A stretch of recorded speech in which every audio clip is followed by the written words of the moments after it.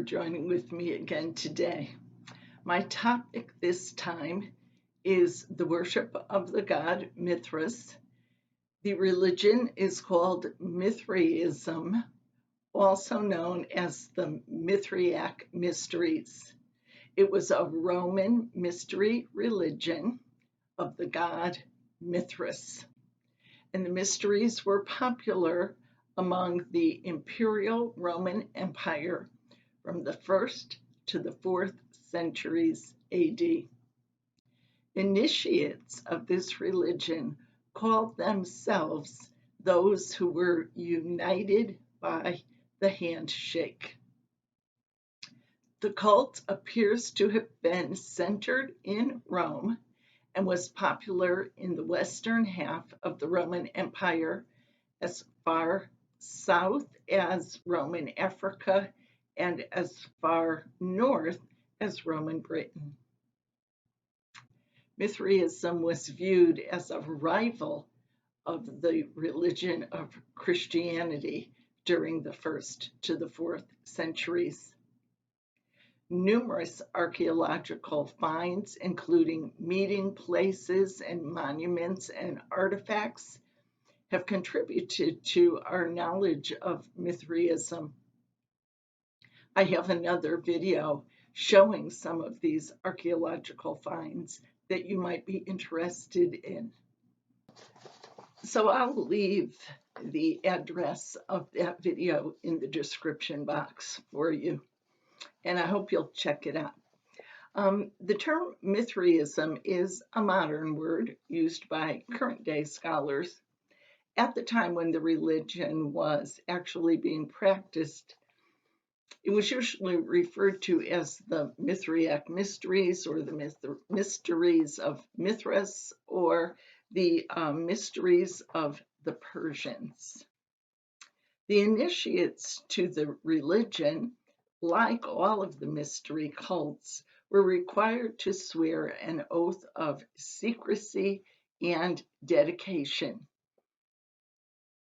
And we believe that some of the rituals for the different grades of or levels of the initiates involved the reciting of basically a catechism, a questioning and answering by the initiate, explaining the various symbols and rituals back to the person questioning them.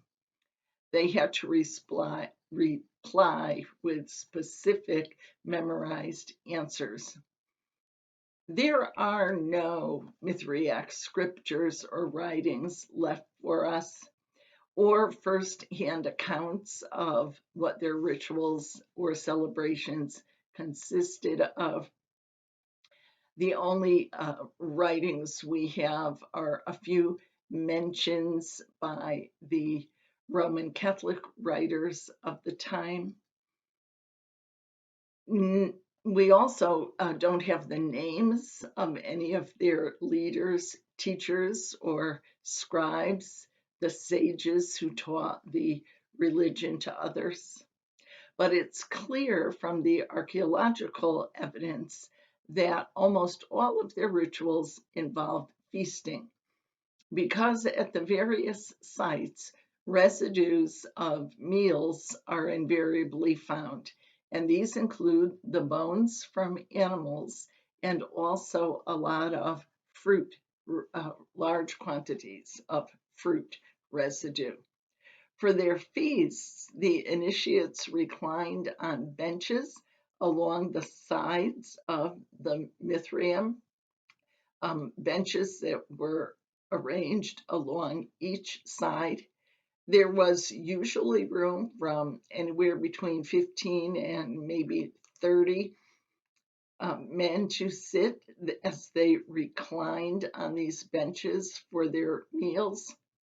The largest of them have room for possibly 40 people. Now, each of the Mithraeum also had several altars that I show you in the other video.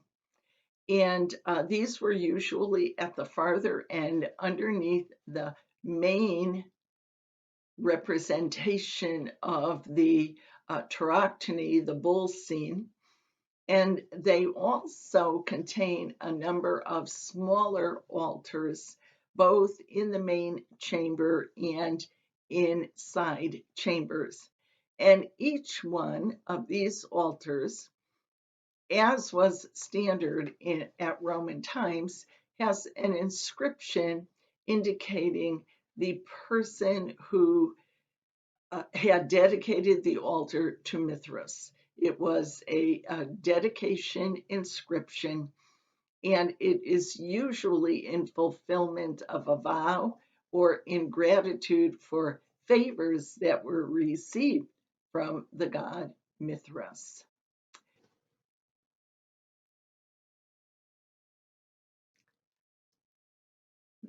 There were found on the altars in the Mithraeums a burned residue of animal entrails. So there was some kind of burning of animal product in a sacrificial manner. However, there were no facilities for actually sacrificing animals in their sanctuaries or outside of their sanctuaries. Therefore, it's supposed that they purchased uh, animals that had already been slaughtered, the parts that they needed to use in their ceremony. We also know that the sun god was revered in that religion as part of the faith, and prayers were addressed to the sun probably 3 times a day, and Sunday was an especially sacred day. Doesn't appear that there was any kind of consistent doctrine, but that each uh, sanctuary and the leaders of that particular group presented the faith uniquely. And so it would vary from location to location. And each Mithraeum had its own officers and functionaries. There was no central supervising authority. There was nothing like a pope or a bishop or an overseer. And it appears that all of the members of the cult were men. There is a reference in one of the ancient writings that states no one was permitted to be initiated into them, into the mysteries of Mithras, until he should show himself holy and steadfast by undergoing graduated tests. The Catholic writer Gregory Nazianzen refers to the tests of the mysteries of Mithras. And St. Jerome tells us that there were 7 grades of initiation. The first was called the raven or the crow, and the symbol was a beaker, and each one was attached also to a planetary deity. So Mercury was the planet that was attached to that particular initiate level. The next was called bridegroom, and the symbols were a lamp or a hand bell or a veil, and Venus is the planet. The next one is the soldier, and as expected, there are things like breastplates and helmets and a lance or other weapon that would be symbolic. And Mars is the deity for that level. The next is the lion, and the symbols for that are a laurel wreath or a thunderbolt. And Jupiter is the deity attached to the lion. The next is called Persian, and one of the symbols is a Phrygian cap. And whenever you see pictures or illustrations of or statuary showing the god Mithras, he has a rather unique cap on, and this is the Phrygian cap. Other symbols of this initiate level are the sickle, the crescent moon, or the stars.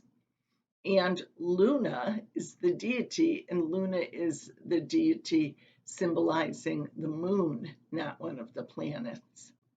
The next one is Sun Runner, and the symbols are the torch or engravings that represent the sun god, and a whip or robes, and the sun god or Sol is the deity.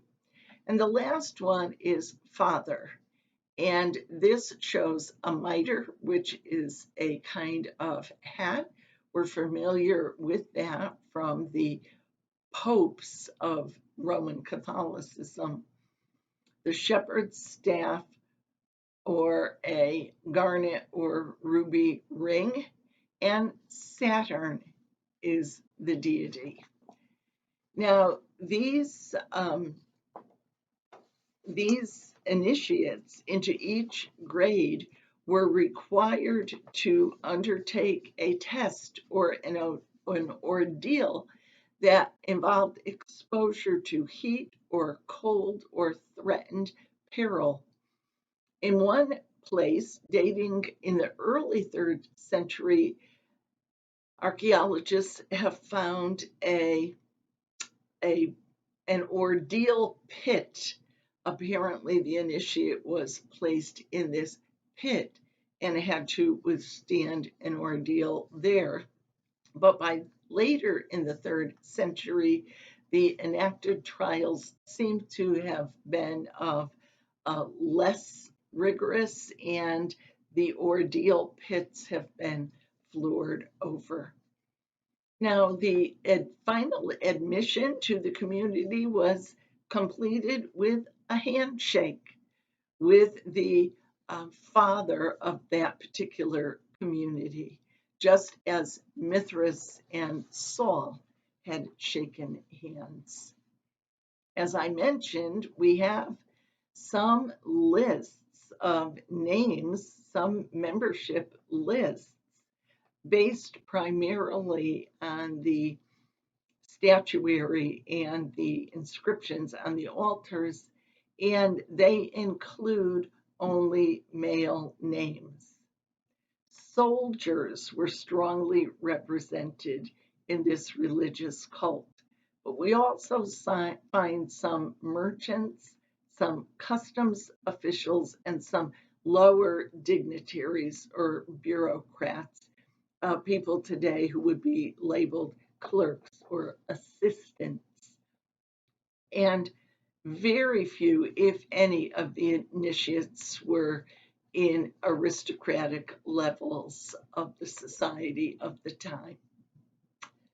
Well, in the 3rd and 4th century, Christians began to antagonize and persecute the Mithriac faith, the mystery faiths, all of them, in fact.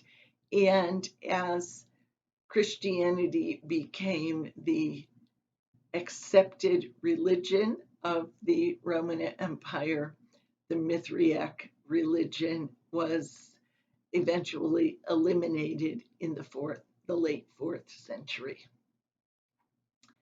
Well, I hope you've gained some interesting tidbits about this particular group from the information that I've presented.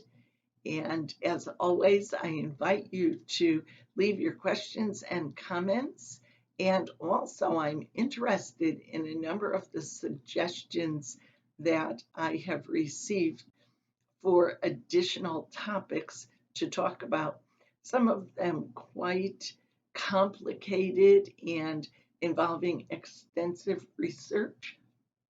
If you've made a suggestion and you haven't seen it appear in a video yet, I am considering all of them, and I want you to know that. I appreciate knowing what you're interested in.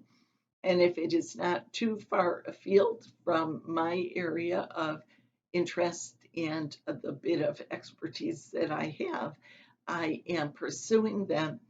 But it does take some time to research and be able to present about a particular topic.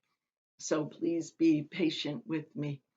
And I hope you can come back again next week as we look at another group, person, or a movement of spiritual or religious thought, all the way from ancient times up until the present. Thanks once again for watching. I appreciate your support.